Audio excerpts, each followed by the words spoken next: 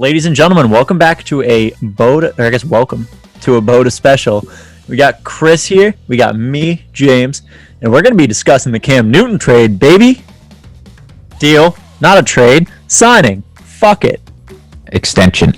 Well, it's not really an extension because it's a re-signing. He was a free agent. Yeah, but it's an extension because he was already there last year. Fair play. So they're extending his previous contract. Agree to disagree, but I'm right. So, Chris, you're adamantly against this deal, and that shouldn't come as a surprise to anyone who listens to our stuff. Yes. I just don't know how you aren't. I'm looking at his stats right now. It's his second worst year in the books other than 2019, which obviously 2019 he was injured the whole year. But it's just, I do not see, if you're any part of the Patriots, how this is a good deal. He had a total of 8 touchdowns last year. Completion rating of 82.9, which is not horrible. Actually better than some of his other seasons, but 10 interceptions and not even 2,700 yards. It's just, if that has anything to show, I guess the only thing the Patriots have going for them is that maybe last year was a fluke year with the pandemic. But I feel like anywhere, I just don't understand it. Any player that has a season like that usually does not recover with more money. It's just a mind-blowing issue for me that they would think that let's pay him $14 million. Now, granted, it's a lot of incentives, but let's pay Cam Newton $14 million, and he should have a good year this year. No. And that's the part I'm going to agree with you on. Is the 1 year $14 million is an outrageous amount of money, especially for someone who, like you said, had 8 touchdowns. Like, it made sense the first year they brought him in, or last year, but they brought him in. It was what, a $1 million base salary, and then ended up being like $3 million by the end of it. It was a super low deal for a guy who was an MVP. Mm-hmm. But, and I wanted to hate it, I don't necessarily think this is the worst move in the world, because it allows them to plan for the future better. Still confused about the price point. I'm not going to dispute that at all. Does it though? It does. In what way? Because now this changes the whole way they can draft. But let me hear your thoughts. If they were planning for the future, then last year they would have not taken Cam. Because what they're doing the exact same thing that they banked on last year. And it's not caring for the future. It's covering your ass now. Now, granted, they do have the 15th overall pick. Mm-hmm. But as we talked about a couple times, if Cam is signed, why are you going to take that and get a quarterback with that? You're going to go for another offensive weapon. Mm-hmm.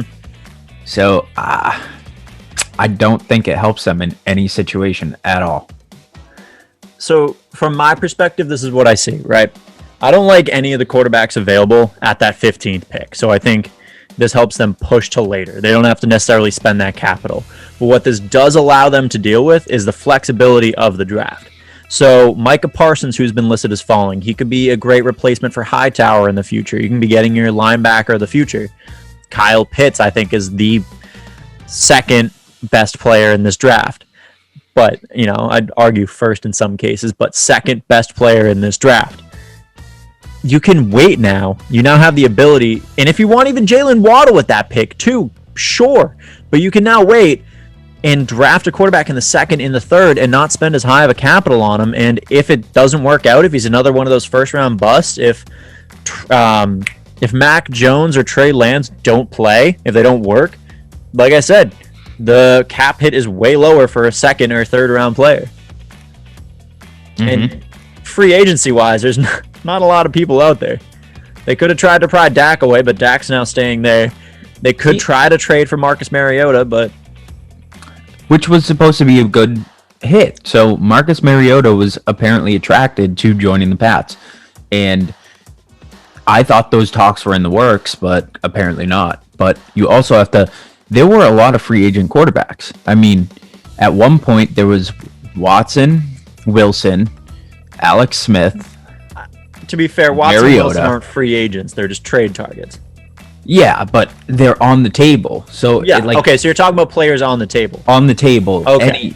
This is higher than most years because you usually don't have this many quarterbacks on the table. No. So it's strange to me that they have this many options to do exactly what they did last year, if that's the case, and you buy a temporary quarterback and swing with it and see if they're a fit. That saves you a draft pick, and it saves you, a rookie coming in and having to learn a whole NFL schedule. But I feel like the Cam Newton signing is just taking what we found out didn't work last year and running with it again. And it's very frustrating. I'm trying to keep it all inside. It just hurts. Dude, fuck it. Let it out. Let it roar. It hurts. Cam Newton does not have it anymore. We saw it last year. If he had it, then last year he would have had over 8 touchdowns. He would have had less than, not that 10 interceptions is terrible, but I mean, in the translation rate, it sucks. Like 8 to 10 is an awful rate. Oh, it's horrible. Absolutely horrible. And I'm looking at more. He had 368 attempts for 242 completions. It's another terrible number. That's the same amount of completions as Lamar Jackson, which we know how that was for the Ravens. They were a running team. They ran 95% of the time last year for the Ravens. And Cam Newton, the only quarterback, I actually have to go to the next page to see this. The only starting quarterback. Okay, I can't go off that because it's all messed up. But anyways, he is slightly above Carson Wentz on passing yards, which is just garbage. It's just an all-around bad look. We're looking at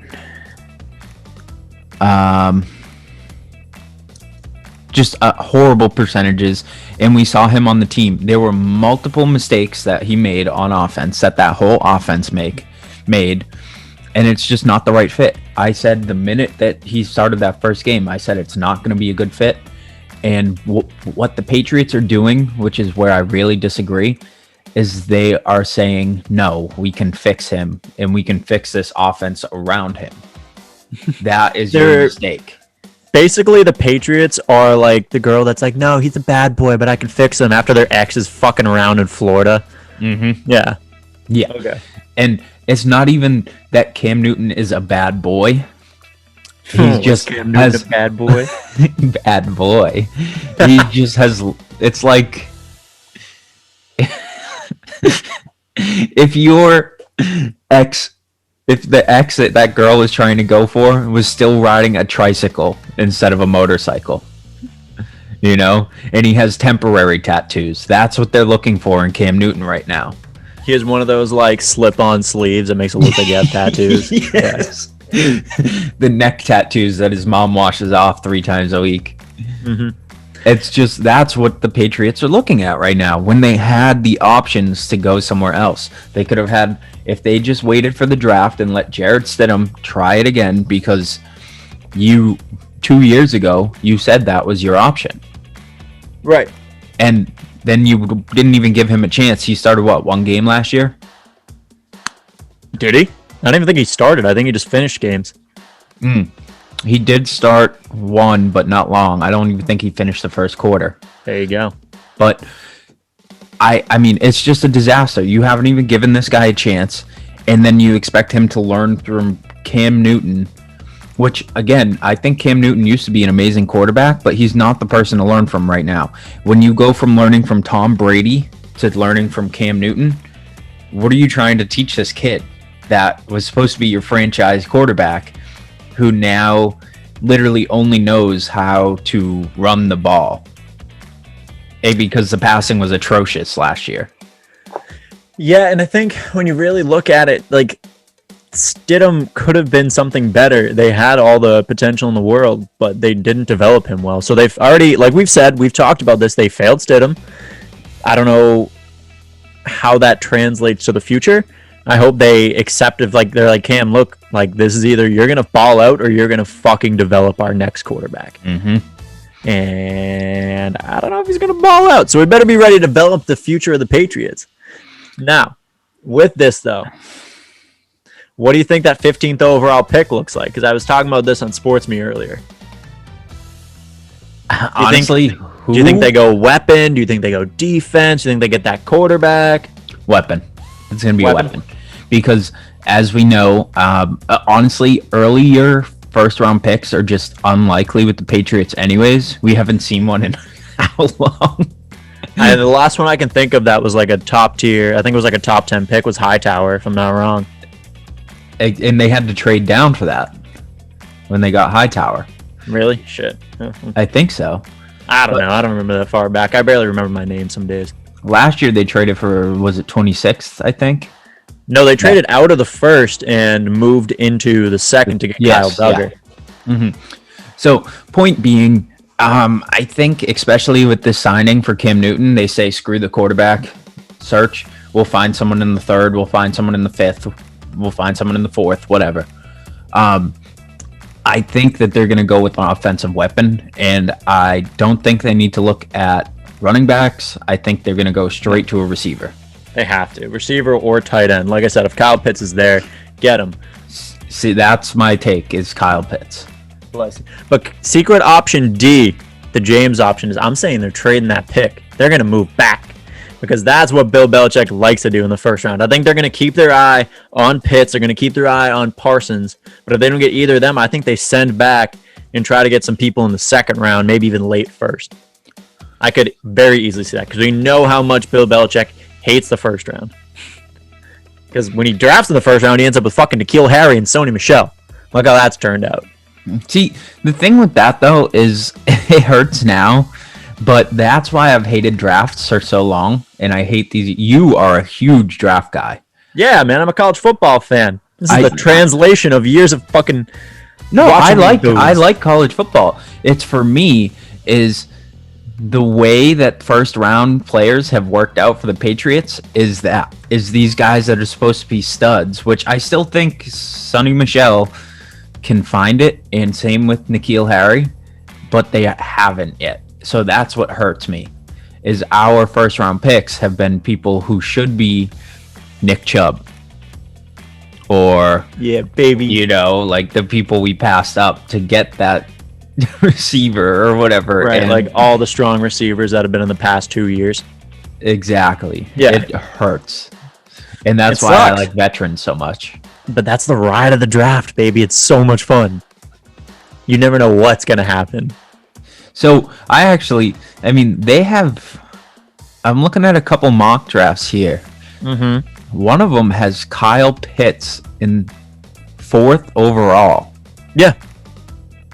It all depends on what teams do. Kyle Pitts could very easily fall, which is the worst thing in the world. But it's just what teams decide to do. And he could very well fall to the 15. That could be an option. And you could get a draft day steal in Kyle Pitts, who I will say on this video right now is more like Calvin Johnson than DK Metcalf. Quote me on it. So who are you looking at? I mean, let's say they take a receiver or tight end. You got Kyle Pitts, Jalen Waddle, which will probably be hard to get. Mm-hmm. You got Devonta Smith. Right.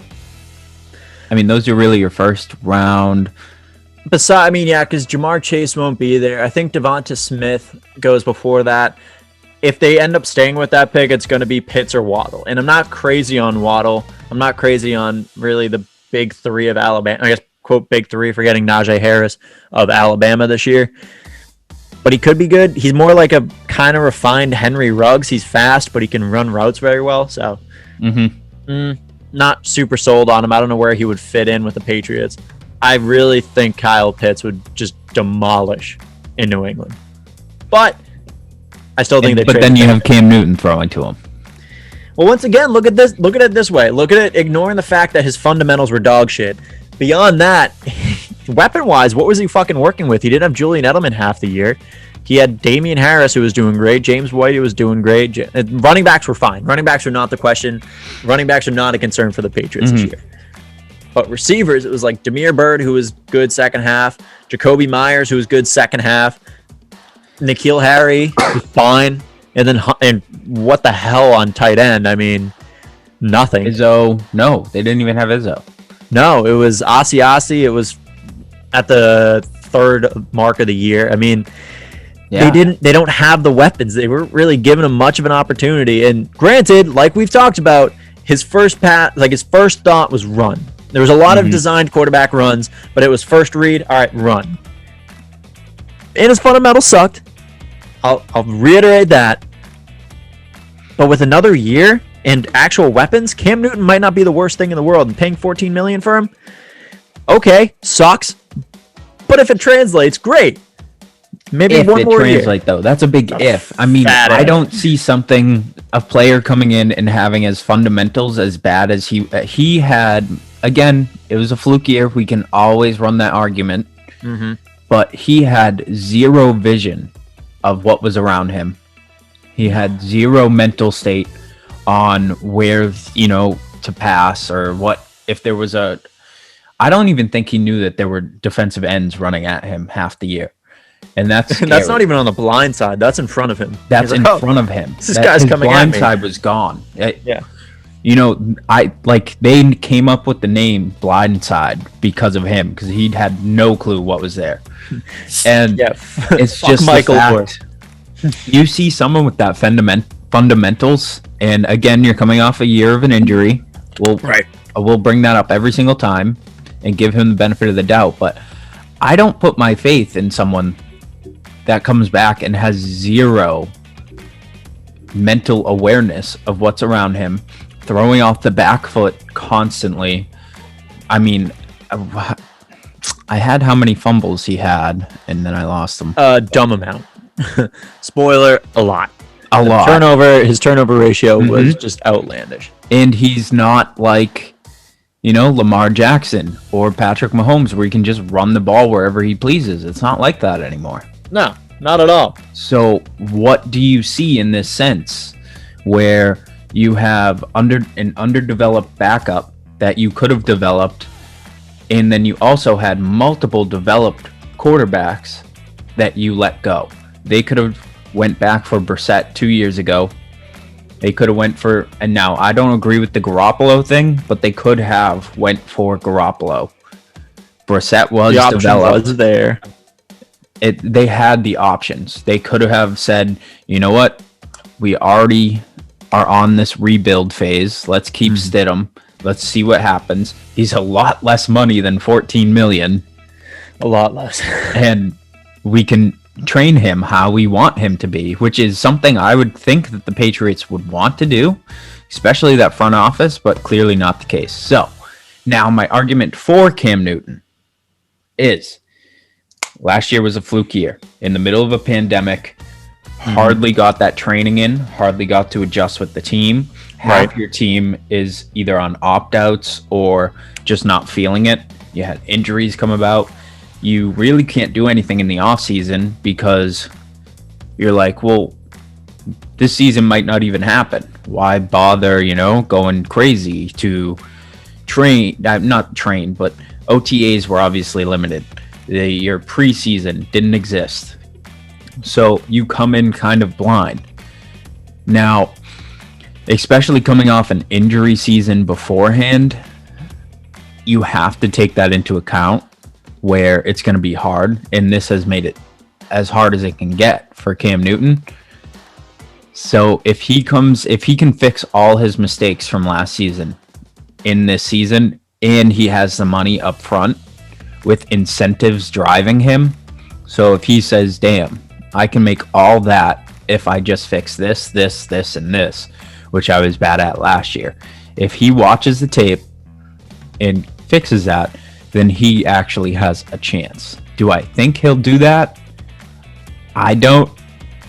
And you'll hear me scream by probably multiple times by the end of the year, but he can fix it. I mean, he can. It's easily fixable, right? Like, it's not like it's though. Insane. If it's easily fixable, why didn't it happen last year? I don't know, to be perfectly honest. But I mean, we've not seen those mistakes in the past. Like, we've seen what he can actually do when he wants to throw, when he wants to run. But even on running, beyond like his awful like sideways throwing, like he was throwing off his weird steps, like beyond that, beyond mechanics, like he was fine. And then he comes to the Patriots, has a decent start, crashes after COVID. Mm-hmm. I'm going to remain outside looking in as a Browns fan. I'm going to remain optimistic for y'all because Pats are my second team. They're my first team in my heart ever. But now they're like at the bottom part, like near my small intestine. Aw. Yeah. Over 2 miles long. Aw. Yeah. Sits way back there. You know what? As a Patriots fan, I'm still going to throw that trust in Bill. But in Bill we trust, dude. He better see something that I don't see, because it's not looking too great right now, buddy. Show me what you got. Show me what you got. It is not looking good. No. Well, I think that summarizes everything. But Chris, we can use this moment to talk about the fact that the next garbage time will be our Patriots episode. Baby. Patriots. Full hour of Patriots fuckery coming at your face. Bow! Pop! A full hour of me trashing everyone who doesn't support the Patriots. Get ready. Yeah, I think they could use a defensive weapon. Fuck you, man. Fuck you, get off my podcast. So that's going to be fun. I think we might have a guest planned if it works out, but we're going to see about that. Either way, like, subscribe. Thank you for joining. And you can find us everywhere at Boda Sports, and listen to all of our podcasts by searching Boda Sports on Spotify, Apple Music, Google Podcast, Stitcher, or anything else. Boda Sports. Spotify, Apple Podcasts, anywhere. It's like having an echo that's really creepy and super delayed. A sexy echo. Sexy Echo. It's Chris's new stripper name, is Sexy Echo. All right. Thank you all. Bye. Thanks for listening, guys.